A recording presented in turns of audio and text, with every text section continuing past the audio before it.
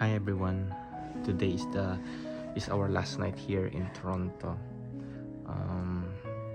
Kanina hinatid ko na yung aking cousin-in-law sa airport. Balik na sila sa doon sa Manitoba.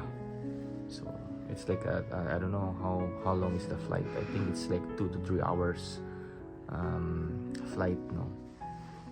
So wala na, tapos na yung bakasyon namin. Balik na kami sa trabaho. And anyway, ito na yung aming last night. Nakapag-impake na rin kami. Yung ibang gamit na dala ko na sa aming kotse. So gagawin na lang namin tomorrow, early tomorrow morning, ay maglinis nitong condo para pag turnover namin maayos ang lahat, at saka makuha namin yung aming security deposit. So yun guys, this was a nice vacation. I think dami namin nagawa, family bonding, playing with my little nephew, soon to be inaanak. Yan, kasi uwi kami sa Pilipinas next year. Magkikita namin sila doon kasi magpabakasyon din sila. So yun guys, so tomorrow ulit I will make another vlog tomorrow morning. Pauwi na kami sa US. So good night, and I hope you had a wonderful day. Tsaka thank you also for watching this video. So we'll see you next time. Good night and God bless. Bye bye.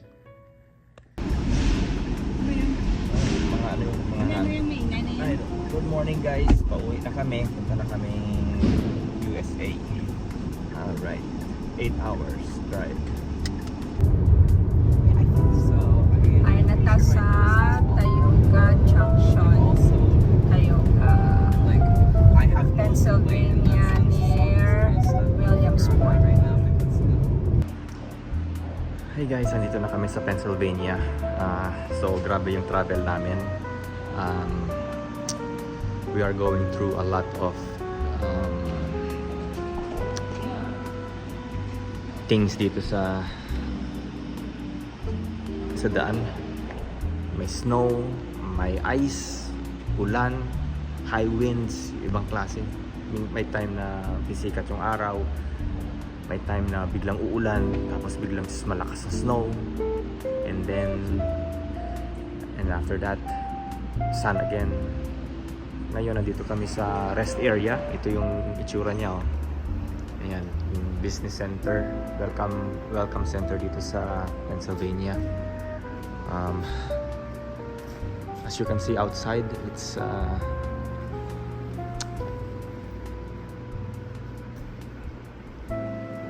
gloomy, it's gray. Hindi kami pwedeng lumabas kasi close yung patio.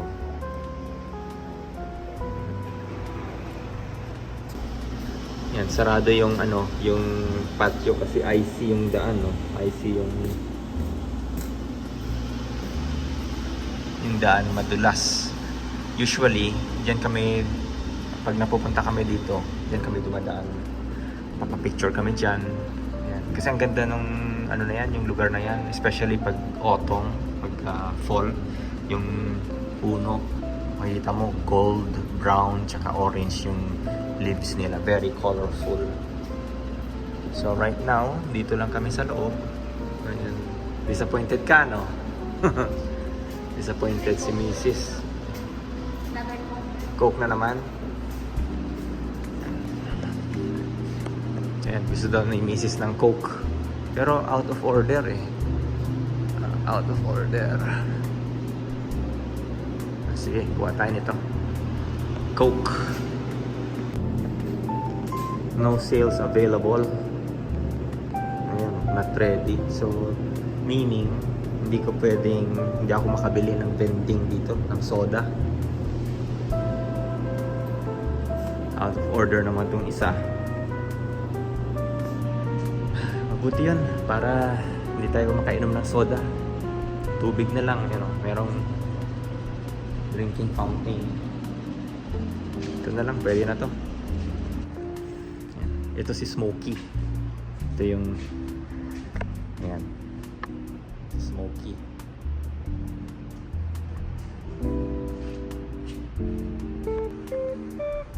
Ayan.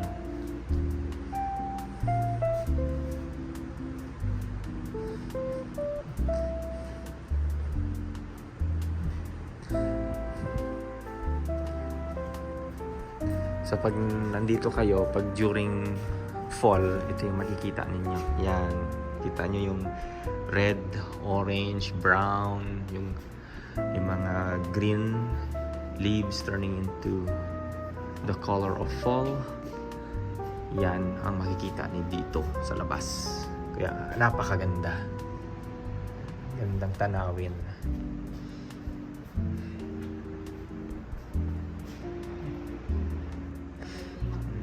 Tapos ito yung ano, ayan yung beaver.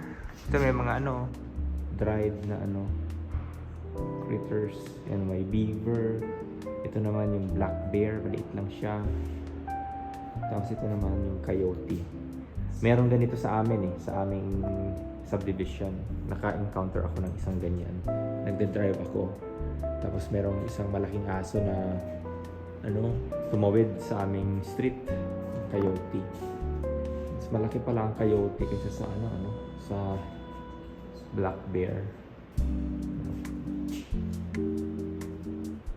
Black bear. Tapos ito yung, siyempre, yung aming area.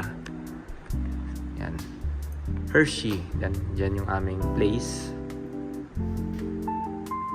Tapos itong Connex. Dito rin to sa Pennsylvania. Itong Connex. Biruin mo, no? Ang daming maraming mga popular na mga bagay na gawa sa Pennsylvania. Itong trolley. Yung trolley na yan, kung matatandaan niyo yung Mr. Rogers Neighborhood, nasa Pittsburgh naman yan. Itong Crayola Factory, nakapunta rin kami yan sa Easton naman yan, yung Crayola Factory mismo. Ayan. Tapos ito namang Yoo-hoo, dito rin pala sa Pennsylvania. Hindi ko alam yun Itong Heinz naman, senador yan siya noon. Kaso lang namatay siya sa helicopter crash. Si Senator Heinz, siya yung may-ari nitong Heinz tomato ketchup. Yan. So very popular din yan. Merong Heinz mayonnaise, mga condiments, very popular yung Heinz. Tapos yung Kutztown, root beer, mga beverages, Pennsylvania din yan. Meron din dito yung maple syrup. Yan, kita nyo yung Pennsylvania maple syrup. Gawa din yan sa Pennsylvania. Yung iba dito, I'm not really sure. Yung animal crackers, Stouffer's. Dito rin pala yun. Sa Pennsylvania rin pala. Gawa. Hindi ko ngayon ko lang nalaman. Ayan. So, maraming palang mga produkto ang gawang Pennsylvania. Ayan. Marami pa palang ibang dito na hindi natin alam. Yan, Lang's Chocolates. Ito, kita niyo tong bear, yung tong mga dolls na to. Yan yung Briar's Choice. Nag-apply ako ng trabaho dyan dati. Unfortunately, hindi ako nakapasok. Yan, nag-apply ako dyan. Sa Chalfont, Pennsylvania. Yan, Chalfont. Itong Irvins, I'm not really sure na dito rin pala gawa. Yingling. Oh, look at that. Yingling beer. Pennsylvania rin pala. And of course, Liberty Bell sa Philadelphia. Famous bell. Itong mga beverages na to, ang dami pala. Snyder's pretzels. Dito rin yan sa Pennsylvania. And of course, yung pasty cake sa Philadelphia yan. Nadadaanan ko yung yung factory sa Philadelphia. Tapos yung Peeps. I'm sure everybody knows what's the Peeps bunnies. You only see this every Easter. Yan, dito rin gawa yan. Yung Mike Ike na candies. Dito rin gawa sa sa Pennsylvania.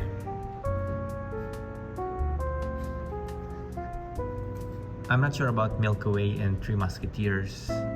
Ano ata yan eh? Mars ata yan eh. Yung Hers, potato chips, malapit yan sa amin. Papuntang Lancaster yan, Hers. Yan, that I know. Nagawang Pennsylvania. Ayan guys, so marami tayong natutunan ngayon. Mga products na gawa sa Pennsylvania. Ito yung mga skull. Black bear. Ang laki rin pala ng skull ng black bear, no? Ito naman bobcat. Pusa yan eh. Parang pusa. Yan. Skull ng mouse. Kasi itong beaver. Ito yung sa gitna. Coyote, gray fox, mink, skunk, red fox. So ano? Alis na tayo? Okay, let's go. Ayun guys, so balik na kami sa kotse at mahaba-haba pa yung travel namin. So we'll see you in Hershey. Ito pala yung bald eagle. Please do not touch. Ay, sarap. Ayan. Ready na tayo mag-travel. It's cold. It's okay. Medyo napa-flurries na naman. Nandiyan na ba si Mami sa loob? Wala pa.